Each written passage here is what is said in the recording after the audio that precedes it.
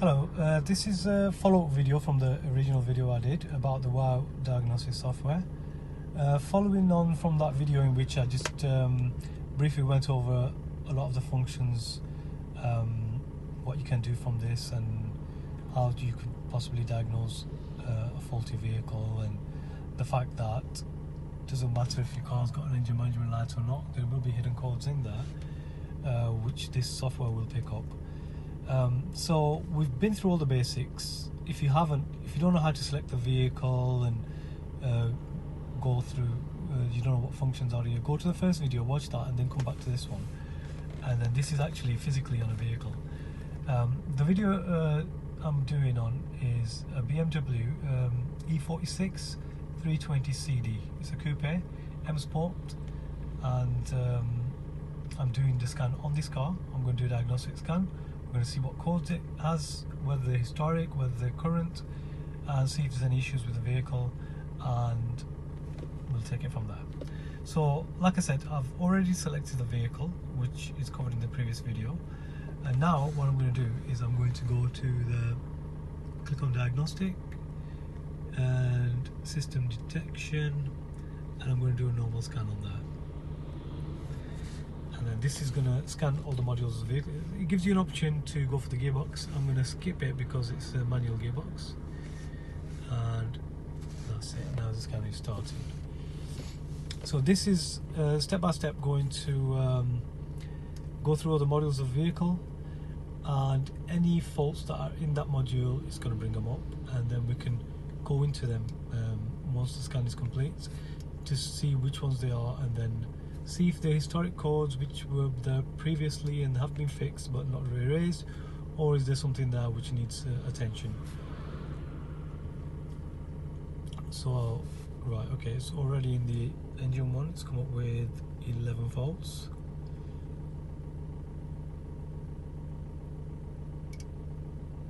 So the EOBD is more like current, and the engine one might include some historical ones, just based on my previous experience doing this with cars. This is a 2005 model.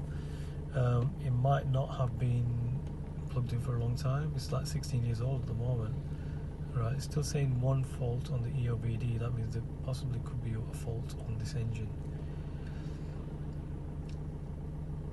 Now we're going through the ABS, ABC, DSC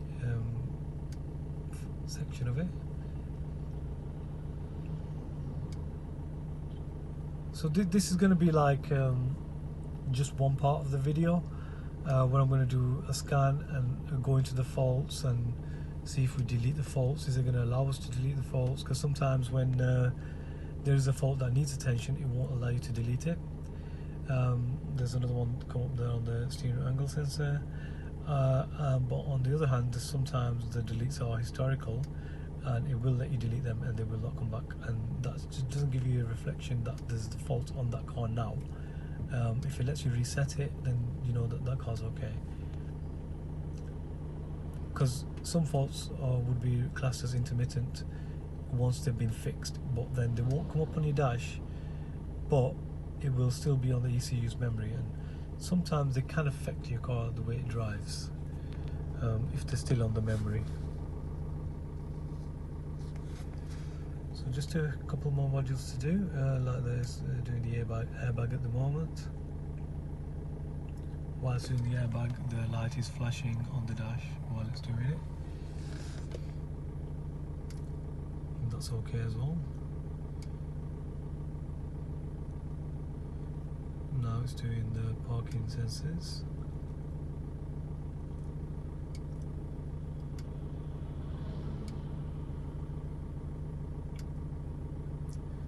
In this video, I'm just going to mainly cover this fault scanning side of it and looking into the faults.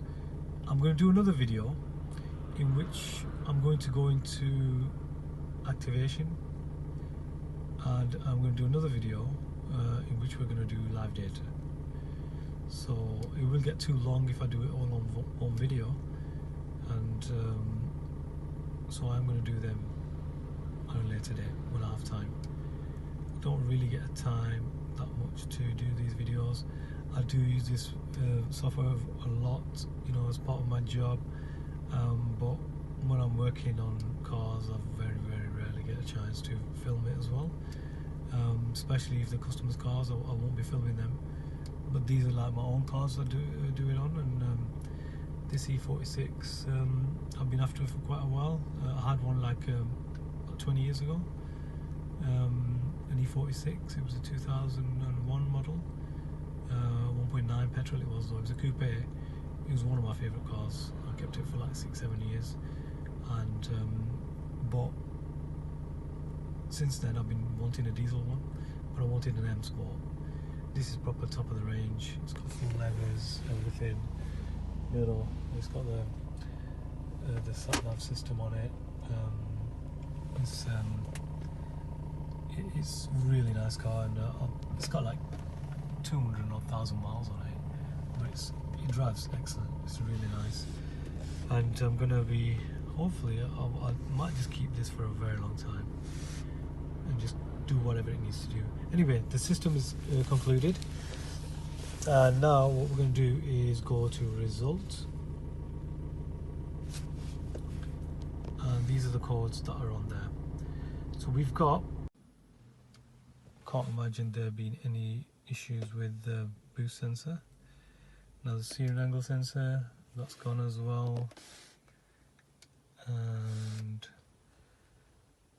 the stuff that came up with the central body, central electronics.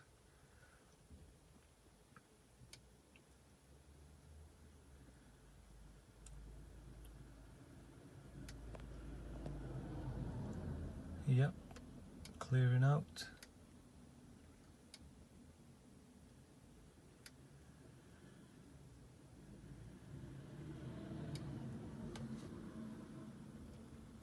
Can move this up a bit.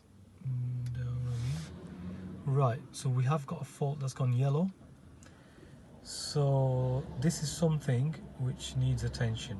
That's why it's gone yellow. We will go back into that when the deletion is completed. Can't imagine any lights problems because all the lights work fine, but it does have some upgraded HID lights. Maybe they're bringing an error code up, I'm not sure, we'll see. No, there's fine as well. And the last one was the installed cluster.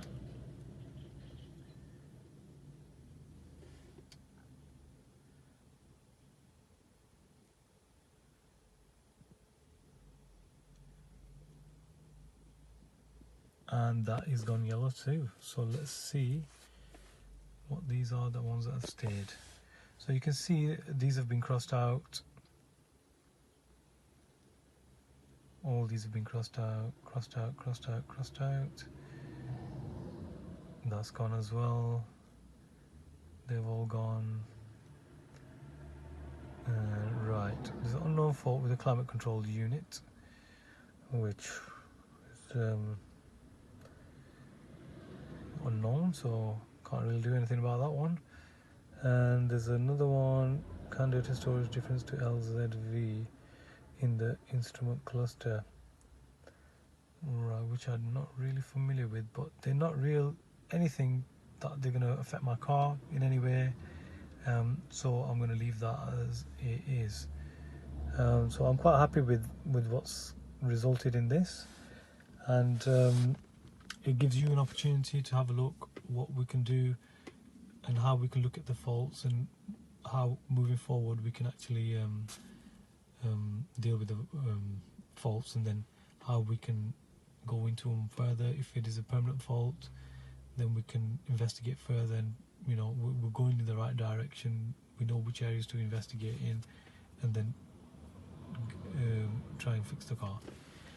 Anyway, I hope this video is useful. I'm going to do another one on possibly this car with some live data on it as well, and then we can share the live data and see what kind of functions we've got with that, and what capabilities this has got, and what use the live data is basically. I'll show you that as well in the next one.